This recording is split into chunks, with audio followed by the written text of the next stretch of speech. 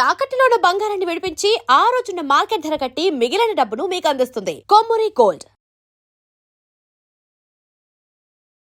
నమస్తే, welcome to our channel. సంగారెడ్డిలో nurse Surekha తల్లిదండ్రులను ఆత్మ చేసినటువంటి ఘటన గుర్తే ఉంది కదా.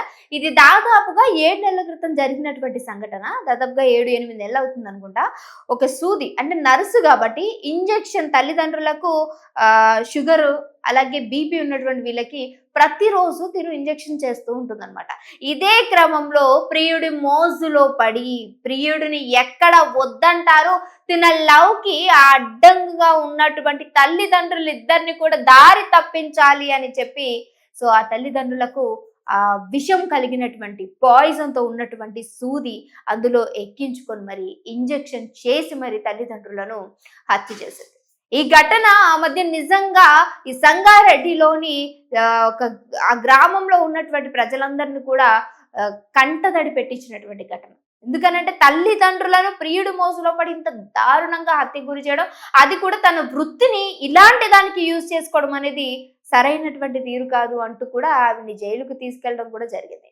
సో ఇందులో ఈ ఘటన గురించి మాట్లాడుకుందాం. ఇప్పుడు ఎందుకు సురేఖ గురించి నేను చెప్పాల్సి వచ్చిందంటే, కర్మఫలం. మనం చేసింది ఏదైతే ఉంటుందో ఒకళ్ళ విషయంలో మనం ఎక్కడైతే నెగిటివ్గా ఆలోచించినా, బ్యాడ్గా ఆలోచించినా వాళ్ళకి అది జరగాలి అంటూ నువ్వు ఆలోచించుకుని చేయాలి అనుకుంటే అదే మళ్ళీ నీకు తలబడుతుంది అనేది మళ్ళొకసారి ప్రూవ్ అయింది. ఇది సురేఖ విషయంలో నిజంగా ప్రూవ్ అయింది.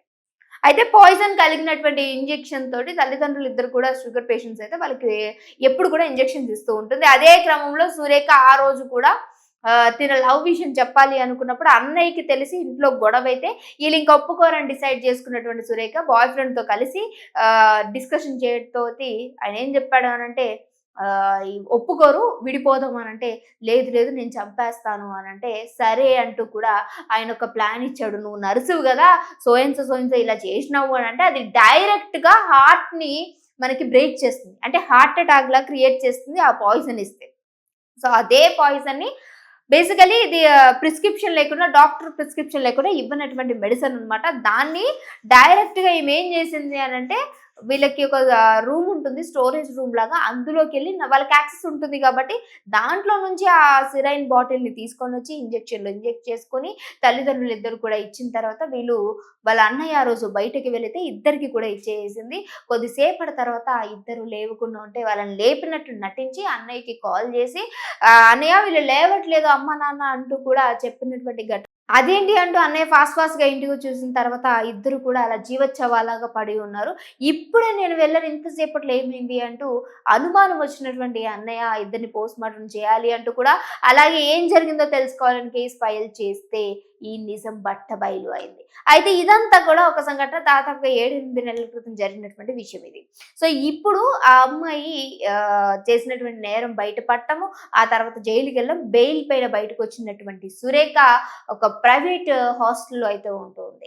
కానీ ఎవరి కోసం అయితే తల్లిదండ్రులను హత్యకి గురి చేసి దారుణంగా పాయిజన్ ఇచ్చిందో అదే పర్సన్ ఈ అమ్మాయిని మోసం చేశాడు.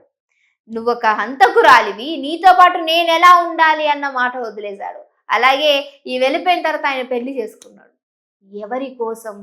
మీ తల్లిదండ్రుల పైన ఇలాంటి పనులు చేస్తూ ఉన్నారో మీకే కళ్ళు తెరుచుకోవాలని ఈ వీడియో చేస్తూ ఉన్నాను నేను. ఇప్పుడు సురేఖ బతుకు ఏమైంది అనంటే, ఏ పాయిజన్ అయితే తల్లిదండ్రులకు ఇచ్చిందో అదే పాయిజన్ తన బాడీలో ఎక్కించుకొని ప్రాణాలు తీసుకుంది.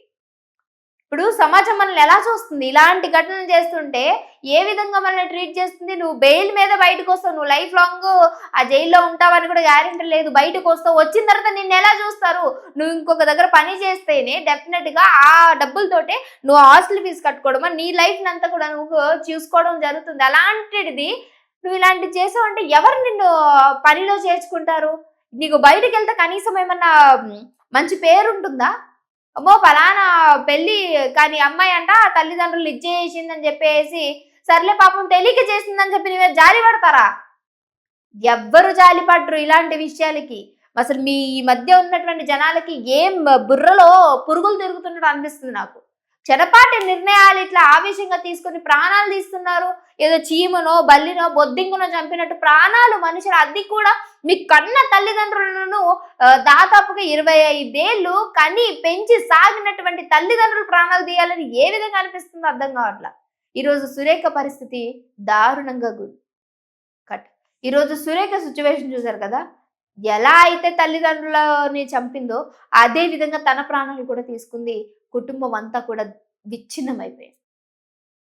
సో ఈ విషయం తెలిసిన తర్వాత నాకు చెప్పాలి అనిపించింది. ఎందుకనంటే చాలా మంది ఆలోచన విధానాలు ఇదే విధంగా ఉన్నాయి. క్రూయల్‌గా నిజంగా సైకోస్ అంటూ ఉంటారు చూడండి. వాళ్ళకి దక్కట్లేదు అనుకున్నటువంటి క్రమంలో ఎలా చేస్తున్నారు అనంటే, మనం ఒక మనిషిలము, ఇంకో మనిషిని ఇలా చెయ్యాలా అనేది కూడా మర్చిపోయి, ఆ కోపంలో తీసుకున్న నిర్ణయాలు, మాటలు అన్నీ కూడా మనిషిని గాయం చేసే విధంగా, ప్రాణాలు తీసే విధంగా ఉన్నాయి. సో సురేఖ ఒక లైఫ్ స్టోరీ మీ అందరికీ కూడా ఒక గుణపాఠం అవ్వాలి. ఎవరి థాట్స్, ఎవరి ఆలోచన విధానాలు అయితే ఇలా ఉన్నాయి అనేది మనకు అర్థమవుతూ ఉంటుంది కదా. మన అమ్మ తిట్టిందనో, నాన్న తిట్టిందనో, లవర్ వదిలేసాడనో, లేకపోతే వాడు ఇంకో పెళ్లి చేసుకున్నాడు, లేదంటే అది ఇంకొకరితో తిరుగుతుందనో వాళ్ళ ప్రాణాలు తీసే రైట్ మనకు లేదు. నేను మోసం చేశాడా, నువ్వు ఏ విధంగా వెళ్ళాలనుకుంటున్నావు అనేది అండ్ వాళ్ళ పేరెంట్స్కి చెప్తావా, లేదు అనంటే తనతోనే గొడవ పడతావా, లేదు ఆమెకి ఇష్టం లేదు, లేదా ఆయనకి ఇష్టం లేదు, ఇష్టం లేని వాళ్ళతో మీరు లైఫ్ లాంగ్ ట్రావెల్ చేయలేరు. నీతో నువ్వు అనుకున్నటువంటి ప్రేమ వాళ్ళు ఇవ్వలేరు అనుకున్నప్పుడు అన్నీ మూసుకొని నీ దారి నువ్వు చూసుకోవడం బెస్ట్.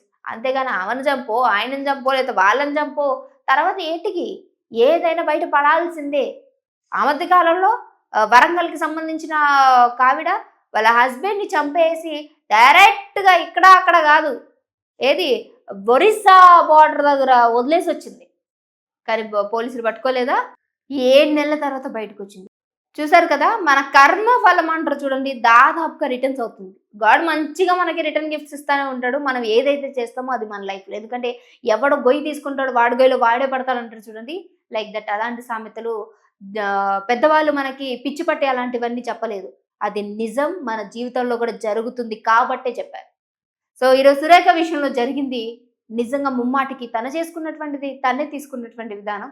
వాళ్ళ తల్లిదండ్రులు ఎలా అయితే ప్రాణాలు తీస్తుందో తన ప్రాణం కూడా అలానే తీసుకుంది. సో ఇంకో వీడితో మళ్ళీ కలుస్తాను. ఇలాంటివన్నీ కూడా చాలా మందికి ఉదాహరణగా ఉండాలి అని చెప్పేసి వీడియో చేయడం జరుగుతుంది. మళ్ళీ కలుస్తాను, చూస్తూనే ఉండండి అవర్ ఛానల్.